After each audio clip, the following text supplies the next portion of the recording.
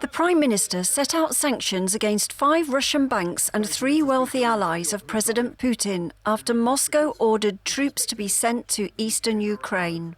Now the UK and our allies will begin to impose the sanctions on Russia that we have already prepared, using the new and unprecedented powers granted by this House to sanction Russian individuals and entities of strategic importance to the Kremlin. One of the sanctioned banks handles 70% of the state contracts of the Russian Ministry of Defence. Boris Johnson described the 3 billionaires as cronies of the Russian president and said they will not be allowed to enter the UK with their assets frozen. Boris Rothenberg is a childhood friend of President Putin, and Igor Rothenberg is his nephew. Gennady Timchenko is Russia's 6th richest person. This is the first tranche, the first barrage of what we are prepared to do. And we hold further sanctions at readiness to be deployed alongside the United States and the European Union if the situation escalates still further. Labour leader Sir Keir Starmer backed the Prime Minister's actions. I welcome the sanctions introduced today and the international community's efforts to unite with a collective response.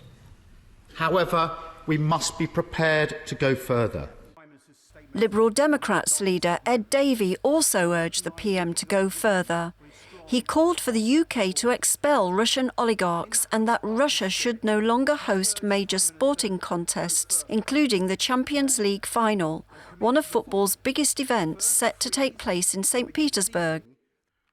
The PM said President Putin had completely torn up international law and seems intent on capturing Ukraine's capital, Kiev. The House should be in no doubt that the deployment of these forces in sovereign Ukrainian territory amounts to a renewed invasion of that country. And by denying Ukraine's legitimacy as a state and presenting its very existence as a mortal threat to Russia, Putin is establishing the pretext for a full-scale offensive. After chairing an emergency meeting of the Cobra Committee, Johnson said the UK has doubled the troop deployment in Estonia and is ready to send more if NATO requests.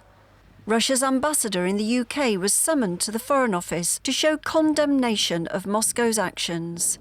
Joy Dugid, NTD News.